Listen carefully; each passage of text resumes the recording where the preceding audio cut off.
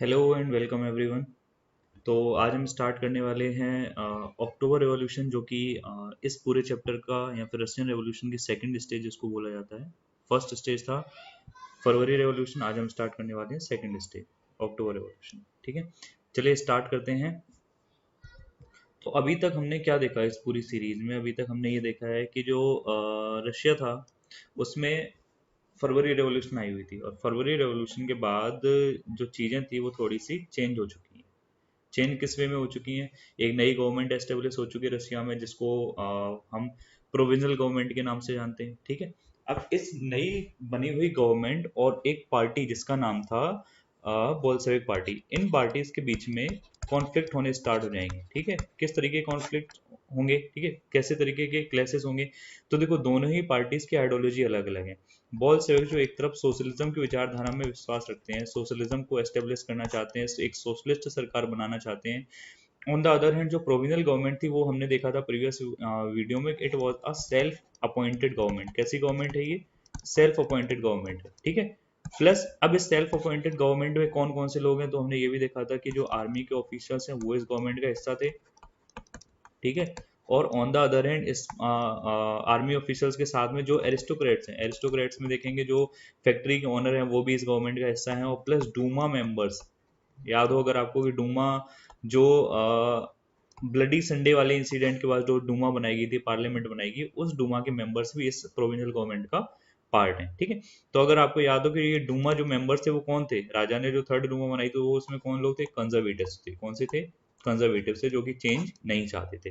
तो अब आप रिलेट कर पा रहे होगे चीजों को कि क्यों बोल्शेविक्स और बनी हुई गवर्नमेंट, प्रोविंशियल गवर्नमेंट के बीच में कॉन्फ्लिक्ट होने स्टार्ट होते हैं। ठीक है, चलिए स्टार्ट करते हैं। तो conflict between the provincial government and the Bolsheviks group, इन दोनों के बीच में जो कॉन्फ्लिक्ट है वो धीरे धीरे बढ़ने स्टार्ट हो जाते हैं। ठीक है, तो लेनिन को ये डर था कि जो प्रोविंशियल गवर्नमेंट है वो अचानक से डिक्टेटरशिप पे ना उतर आए। ठीक है, डिक्टेटरशिप पे उतर आती तो इनको प्रॉब्लम हो जाती। ठीक है, तो इसीलिए इन्होंने क्या किया, इन सितंबर, सितंबर कौन सा ईयर चला है? तो ईयर आपको याद रखना है, ये ईयर चल रहा है 1917। तो in September he begin discussion for an uprising against the government. Government के अगेंस्ट मतलब कौन सी? प्रोविजनल गवर्नमेंट के अगेंस्ट एक अपराइजिंग के लिए वो डिस्कशन करना स्टार्ट करते हैं। और डिस्कशन चल किसके रहा था? तो आर्मी ऑफिसर्स के साथ, ऐसे लोग जो बोल्शेविक के सपोर्टर्स थे और किस में थे? आर्मी में थे, तो इनके साथ, सोवियट्स के साथ में, जो भी सोवियत अभी तक रशिया में बनी हुई थी, प्लस फैक्ट्री में जो इनके वर्कर्स थे, काम करने वाले, इन लोगों के साथ में भी सारी जो मीटिंग्स हो रही थी वो धीरे धीरे चल रही थी। तो Bolshevik supporters in army, Soviet and factories are brought together, इन सबको एक साथ लेके आया गया। ठीक है, फिर एक मीटिंग होती है 16 अक्टूबर 1917 को। ये जो मीटिंग थी 16 अक्टूबर 1917 को, बेसिकली ये प्लानिंग की जा रही थी कि कैसे हमें इस पूरे रेवोल्यूशन वाले एरा को कैसे आगे लेके जाना है, क्या क्या स्टेप्स रहेंगे आगे की। ठीक है, तो इसके लिए मीटिंग रखी गई। तो 16 अक्टूबर 1917 लेनिन परसुएटेड द पेट्रोग्रेड सोवियत, याद रखनी है आपको, पेट्रोग्रेड सोवियत कब बनी थी? तो 27 फेब 1917 को बनी थी पेट्रोग्रेड सोवियत, याद है ना? तो पेट्रोग्रेड सोवियत और बोल्शेविक पार्टी के लोगों को बिठाया गया साथ में, और उन लोगों को एग्री किया गया कि लेनिन ने बोला कि देखो अब हमें क्या करना है, सोशलिस्ट सीजर ऑफ पावर, मतलब गवर्नमेंट बनानी है अपनी। किसकी बनानी है? सोशलिस्ट लोगों की गवर्नमेंट बनानी है। तो उसके लिए वो पेट्रोग्रेड सोवियत को इकट्ठा करते हैं और बोल्शेविक के लीडर्स को इकट्ठा करते हैं। ठीक, बोल्शेविक पार्टी को इकट्ठा करते हैं। उसके बाद 16 अक्टूबर को ही एक कमेटी बनाई जाती है जिसका नाम था मिलिट्री रेवोल्यूशनरी कमेटी। इस मिलिट्री रेवोल्यूशनरी कमेटी का हेड किसको अपॉइंट किया गया? तो याद रखना है आपको कि इस मिलिट्री रेवोल्यूशनरी कमेटी का हेड कौन था? तो हेड थे हमारे इयोन त्रोस्की। ठीक है, इयोन त्रोस्की को इस मिलिट्री रेवोल्यूशनरी कमेटी का हेड बनाया गया। उनको बोलते देखो भैया, अब जिम्मेदारी आपकी है, सारा कुछ आपको देखना है। और जो डेट थी वो ये सरप्राइजिंग गई कि कब करना है, कैसे करना है, ये सारा कुछ कैसे रखा गया? सीक्रेट रखा गया, किसी को बताया नहीं गया। क्लियर? आई होप यहाँ तक क्लियर होंगे आप। अब बढ़ते हैं आगे। Incident during the revolution. तो द अपराइजिंग बिगेन ऑन 24 अक्टूबर। 24 अक्टूबर को ये अपराइजिंग स्टार्ट हो जाती है। 24 अक्टूबर अगेन ईयर कौन सा है? तो याद रखना फिर से 1917, जो भी रिवॉल्यूशन हो रही है वो 1970 में ही हो रही है। ठीक है, अब यहाँ पे एक नाम आया है Kerensky. Kerensky had left the city to summon troops. Kerensky कौन है? तो आपको अभी फिर से याद दिलाता हूँ कि अभी गवर्नमेंट कौन सी है? प्रोविजनल गवर्नमेंट है। ठीक है, इस प्रोविजनल गवर्नमेंट में कोई ऑफिसर भी होगा, मतलब प्राइम मिनिस्टर समथिंग। तो केरेंस्की उसी प्रोविजनल गवर्नमेंट के प्राइम मिनिस्टर थे प्रोविंशियल गवर्नमेंट के, ठीक है। जो केरेंस्की हैं वो प्राइम मिनिस्टर हैं किसके, प्रोविंशियल गवर्नमेंट के। तो देखो जब इतना ही बड़ी कोई अपराइजिंग प्लान की जाती है या फिर कोई अपोजिशन की पार्टी कुछ ऐसा कुछ प्लान करती है तो थोड़ा बहुत अंदाजा सरकार को लग जाता है। तो सिमिलर केरेंस्की को भी थोड़ा बहुत कहीं से पैसा पता चल जाता है, उनके बोल्शेविक में कुछ खबरी थे, उनसे इनको पता चलता है और पता चलता है कि 24 अक्टूबर को ये स्टार्ट होने वाला है, ठीक है। जैसे ही इन्हें पता चलता है तो ये क्या करते हैं, सुबह सुबह ही अपनी आर्मी वगैरह को, अपनी ट्रूप्स को, जो इनके लॉयल ट्रूप्स हैं, मतलब जो सरकार के लॉयल ट्रूप्स हैं, उन ट्रूप्स को ऑर्डर देते हैं कि जाओ भाई और बोल्शेविक्स की जितनी भी, जहां भी जो बोल्शेविक्स मिले उनकी बिल्डिंग्स को जाकर कैप्चर कर लो, सीज कर लो, ठीक है।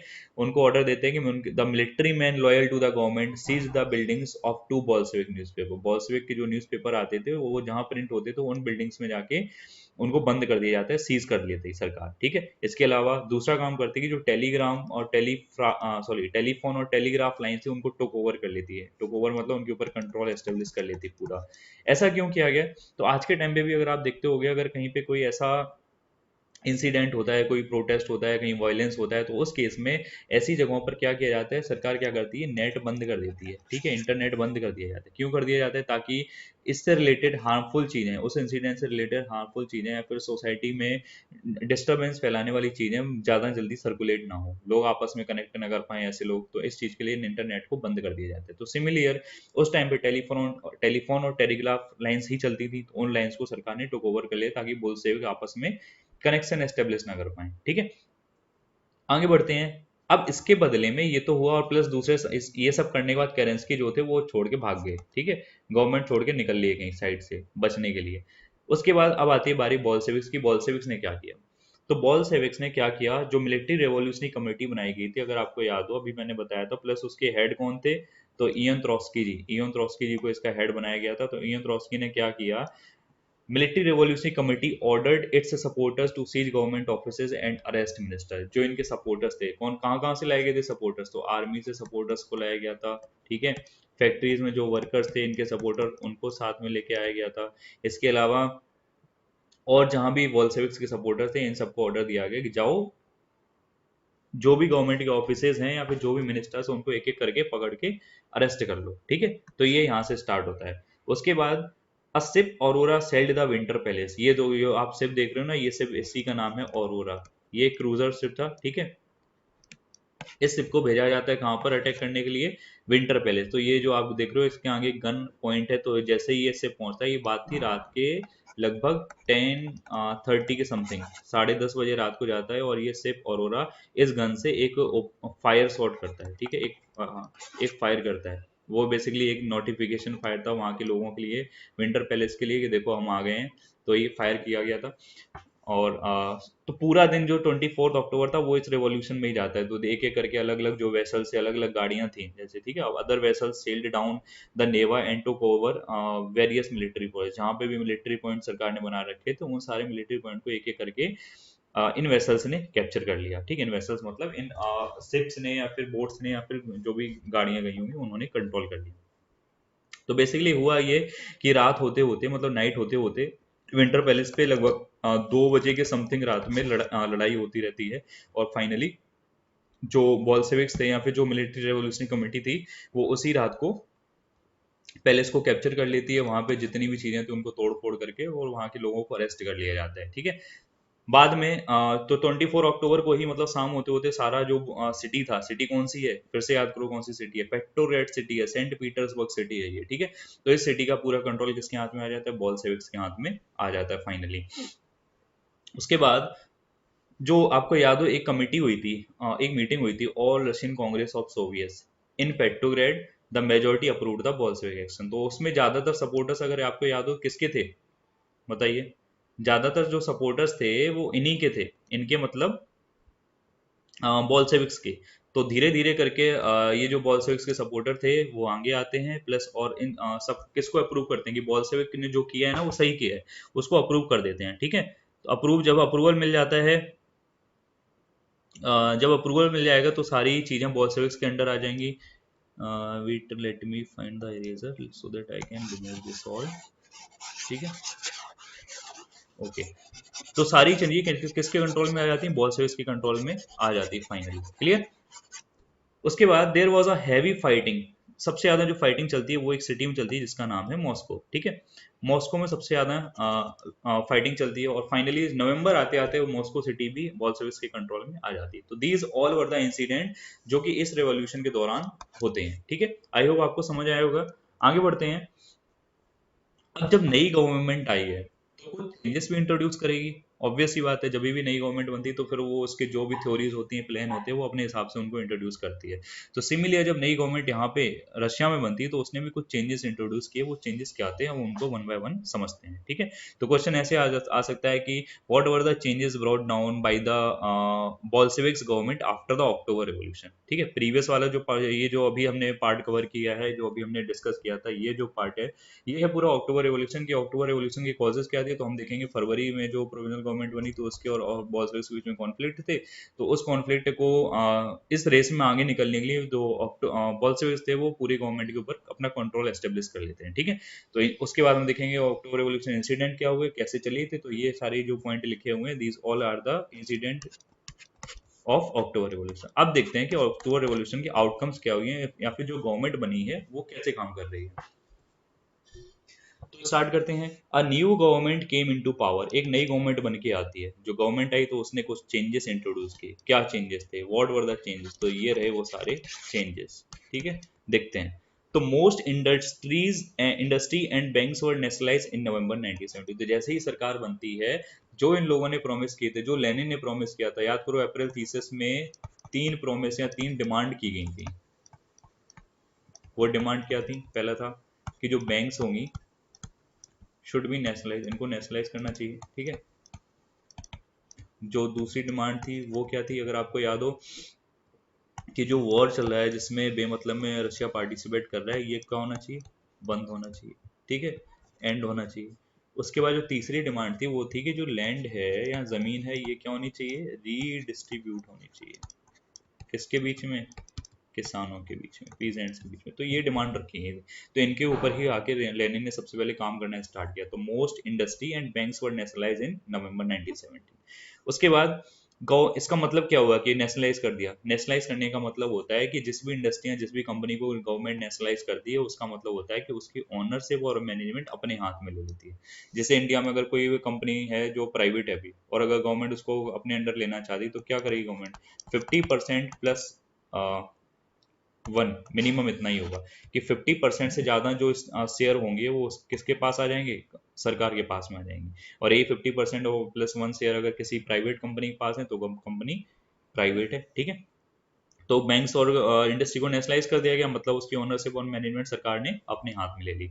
उसके बाद क्या किया गया, land was declared social property and peasant were allowed to seize the land of the nobility. जो जमीन थी उसको एक सोशल प्रॉपर्टी अनाउंस कर दिया गया कि ये सोशल प्रॉपर्टी है, तो इसको, और जो पीजेंट उनको अलाउ कर दिया कि जाओ आपकी जो डिमांड थी ना अभी तक कि हमें जमीन चाहिए नोबिलिटी की, जाओ उनको सीज कर लो जाके, ये ऑर्डर दे दिया गया सरकार द्वारा, ठीक है। Bolsheviks enforce the partition of large houses according to family requirement. Cities में जो बड़े बड़े महल बने होते थे, पैलेसेस बने होते थे, ठीक है, उनको बोल दिया गया कि जाओ इनको अपनी रिक्वायरमेंट के हिसाब से, जो आपकी फैमिली की रिक्वायरमेंट उस हिसाब से रहने लगो, उनमें डिवाइड कर लो उनको। तो ये भी बड़ा ही अजीब सा नियम था, ठीक है, लेकिन ये भी दिया गया। उसके बाद जो पुरानी एरिस्टोक्रेसी चली आ रही थी, पुरानी जो सोसाइटी चली आ रही थी, उसमें टाइटल्स हुआ करते थे, जैसे फ्यूडल लॉर्ड्स, ये भी एक तरीके का टाइटल है। तो ये जो सारे टाइटल्स थे इनको क्या कर दिया गया, बैन कर दिया कि अब कोई भी कोई टाइटल नहीं है, सारे कैसे हैं, बराबर हैं। अब जब नई सरकार आई है तो जो आर्मी है उसकी यूनिफॉर्म में भी कुछ चेंज किए गए। तो एक new uniforms were design for the army and officers. किस तरीके की, कैसे किया गया इसको, जैसे ये आप देख रहे हो कि आर्मी की ऑफिसर की एक यूनिफॉर्म है जो अपॉइंट की गई थी या फिर जो चूज की गई थी, कब, एक क्लॉथिंग कंपटीशन ऑर्गेनाइज किया गया था 1918 में बाकायदा, ठीक है। और इस कंपटीशन में एक हेड डिजाइन की गई थी जिसका नाम था बुदेनो का, और इस हेड को चूज किया गया था एज अ सोवियत हेड। तो आप जो ये इस इमेज में देख रहे हो ना, जो सोल्जर ये कैप लगा के घूम रहा है, यही है बुदेनो का कैप, ठीक है, हेड। उसके बाद आता है कि बोल्शेविक पार्टी ने क्या किया, अब अपने आप का नाम फिर से चेंज कर लिया। हमने देखा था एक बार और नाम चेंज किया था लेनिन ने अपने अपनी पार्टी का, बोल्शेविक्स को बोला था कम्युनिस्ट पार्टी, अब बोल रहे हैं कि रशियन कम्युनिस्ट पार्टी है हमारी पार्टी, ठीक है। उसके बाद क्या होता है 19 से, अब देखो ये सारी चीजें कराने के बाद बोल्शेविक बहुत ज्यादा कॉन्फिडेंस में थे। आपको याद हो कि उनको लग रहा था कि सारा सपोर्ट हमारे पास ही है, जनता पूरा सपोर्ट हमें कर रही है, तो इस चक्कर में इन्होंने क्या किया, इलेक्शन करवाया कॉन्स्टिट्यूएंट असेंबली का, और उस कॉन्स्टिट्यूएंट असेंबली में बोल्शेविक पार्टी ही हार जाती है। लगभग मैं बताऊं, अगर 700 समथिंग टोटल सीट्स थी, उनमें से 170 कुछ सीट्स मिली थी बोल्शेविक्स की पार्टी को, कम्युनिस्ट पार्टी ऑफ रशिया को, ठीक है। तो इसका मतलब ये हार गए, तो और अदर एक कोई पार्टी थी उसको 360 समथिंग सीट्स मिली थी, तो वो जीत गए थे। तो जब ये वो कॉन्स्टिट्यूएंट असेंबली के इलेक्शन को हार जाते हैं, मतलब मेजोरिटी सपोर्ट इन्हें नहीं मिलता है, तो बड़ा सा बुरा सा लगा होगा, ऑब्वियस सी बात है, ठीक है। आगे बढ़ते हैं, और क्या करते हैं ये, तो जो इलेक्शन करवाया, अब देखो सरकार तो जाने नहीं दे सकते हैं, तो जनवरी 1918 में असेंबली जो बनी थी, वो क्या करती है, अब देखो इस असेंबली में मेजोरिटी किसी और पार्टी के, बोल्शेविक्स की नहीं है, तो जब असेंबली, अब जब बोल्शेविक कुछ बोलेंगे कि ऐसा कर लो भाई, तो ऑब्वियस सी बात है वो असेंबली रिजेक्ट कर देगी, क्योंकि वो उसमें बोल्शेविक की मेजोरिटी नहीं है। तो जब ऐसा चलने लगा कि वो असेंबली बात नहीं मानती, तो उसमें फिर लेनिन ने क्या किया, Lenin dismissed the assembly, Lenin ने उस असेंबली को ही डिसमिस कर दिया कि हमारी बात नहीं मानोगे तो असेंबली नहीं रहेगी, ठीक है। देन उन्होंने क्या बोला कि देखो ऐसा है कि एक मीटिंग हुई थी, याद करो, all Russian congress of Soviet, जिसमें ज्यादातर सपोर्ट किसको मिला हुआ था, बॉल्शेविक्स को मिला हुआ है। तो इन्होंने ये माना कि जो ये जो कमेटी बनी थी ना, ये थोड़ी ज्यादा डेमोक्रेटिक थी, हमने इलेक्शन तो करवा दिया जल्दी जल्दी में, लेकिन ये ज्यादा डेमोक्रेटिक नहीं है। ऑन द अदर हैंड जो बिना इलेक्शन की कमेटी बनी हुई थी, it was more democratic than the assembly elected in uncertain condition, ठीक है।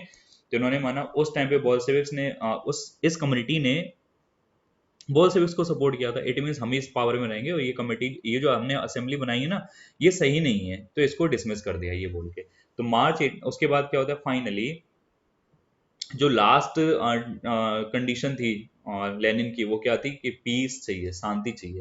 शांति किस चीज से, तो वर्ल्ड वॉर से। तो जनवरी सॉरी मार्च 1918 में इसके जो अदर पॉलिटिकल पार्टीज हैं बोल्शेविक्स की, वो मना कर रहे थे, बट स्टिल इन्होंने क्या किया, बोल्शेविक्स ने एक पीस ट्रीटी साइन की, किसके साथ, जर्मनी के साथ। कहाँ पर, तो ब्रेस्ट लिटोस्क में। कहाँ पे, ब्रेस्ट लिटोस्क, हो सकता है मेरा जो प्रोनाउंसिएशन और रशियन वो सही ना हो, बट ये दिस इज द प्लेस जहां पर जर्मनी के साथ पीस ट्रीटी साइन की थी, किसने, बॉल्शेविक्स ने, और कब, मार्च 1918 में। तो क्या लग रहा है, अब गवर्नमेंट बन गई, सारा कुछ सब सही है, सिस्टमेटिक सारी चीजें चल रही हैं, नहीं, but everything was not well. तो कैसे, क्यों सही नहीं है, ठीक है। रशिया सोशलिस्ट बनना चाहता था, बन गया सोशलिस्ट, एक सोशलिस्ट गवर्नमेंट चाहिए थी, आगे सोशलिस्ट सरकार, बॉल्शेविक्स को चाहिए थी गवर्नमेंट, बॉल्शेविक ने गवर्नमेंट बना ली, फिर क्या प्रॉब्लम्स फेस कर रहा है रशिया, फिर क्या चीजें चल रही हैं, तो देखते हैं। Bolsheviks became the only party to participate in election to the All Russian Congress of Soviet, which became the parliament of the country. हमने देखा था डूमा एस्टेब्लिश की, तो वो डूमा तो बंद होगी, तो अब यहाँ पे पार्लियामेंट क्या है, जो all Russian congress of Soviet बननी थी, वही बन गई है पार्लियामेंट, वही पार्लियामेंट का काम कर रही है। और उस पार्लियामेंट में सबसे बड़ी पार्टी कौन है, या फिर ओनली पार्टी कौन है, सिर्फ बॉल्शेविक है। कौन सी है, बॉल्शेविक हुई, ओनली पार्टी बची, सिर्फ एक पार्टी बची। जब एक ही पार्टी बची तो रशिया क्या बन गया, वन पार्टी स्टेट बन गया। आपने देखा पहले कितनी सारी पार्टी थी, अब सारी धीरे धीरे करके बॉल्शेविक्स ने एग्जीक्यूट कर दिया, एलिमिनेट कर दी कॉम्पिटिशन से, अब सिर्फ रशिया में एक ही पार्टी बची है, बॉल्शेविक। तो Russia was became one party से फॉर फ्यू ईयर्स, ठीक है। जितनी भी ट्रेड यूनियंस थी, एसोसिएशन थी, उनके ऊपर पार्टी ने कंट्रोल एस्टेब्लिश कर दिया, ठीक है, कि मतलब ये सारे हमारे अंडर ही रहेंगे। तो इनके ऊपर कंट्रोल करने के लिए एक सीक्रेट पुलिस इंट्रोड्यूस की गई थी, जिसका नाम था चेका फर्स्ट, ठीक है, एंड लेटर ओजीपीयू एनकेवीडी, ये बनाए जाते हैं। तो इनका काम क्या था, तो they punished those who criticise the Bolshevik. तो ये क्या करते थे, उन लोगों को ऊपर नजर रखते थे और उनको पनिश करते थे जो बॉल्शेविक्स को क्रिटिसाइज किया करते थे, या फिर बॉल्शेविक्स को सपोर्ट नहीं किया करते थे, ठीक है। अब क्या होता है कि जो शुरुआत में जो लोग यंग राइटर्स और आर्टिस्ट, ठीक है, इन लोगों ने क्या किया था, शुरुआत में बॉल्शेविक्स को बड़ा सपोर्ट किया था, ठीक है। क्यों, इनको लगता था जो बॉल्शेविक वो सोशलिस्ट सरकार लेके आएंगे, कंट्री में सभी को फायदा होगा। लेकिन धीरे धीरे करके जब सरकार बन जाती, तो इनका जो आर्ग्यूमेंट था लोगों का, यंग राइटर्स और आर्टिस्ट या फिर और जो अदर पर्सन थे, इंडिविजुअल्स, उनका जो थॉट था वो धीरे धीरे चेंज हो जाता है। क्यों, बिकॉज ऑफ सेंसरशिप। जो इनकी सरकार बनती है बॉल्शेविक्स, तो इन्होंने बाद में क्या किया, सेंसरशिप को इंट्रोड्यूस कर दिया है। किसको, सेंसरशिप। सेंसरशिप आपको याद हो, फ्रेंच रेवोल्यूशन वाले चैप्टर में पढ़ा होगा कि सेंसरशिप में क्या होता है कि जो बुक्स वगैरह होती है वो पहले सरकार एक बार देखती है, या फिर जो भी पब्लिश किया जाने वाला मटेरियल होता है उस पर सरकार नजर रखती है कि कितना दिखाना है और क्या दिखाना है, ठीक है। तो इसीलिए जो सेंसरशिप जब अपॉइंट की लगा दी जाती है, तो ये सारे लोग अपना थॉट चेंज कर देते हैं, भाई सरकार जितनी अच्छी दिख रही थी उतनी है नहीं। तो these all are the incident of October revolution and after the October revolution. I hope आपको ये वीडियो अच्छा लगा होगा, पसंद आया होगा। अगर अच्छा लगा है please let me know, and please like share and subscribe. Thank you for watching it.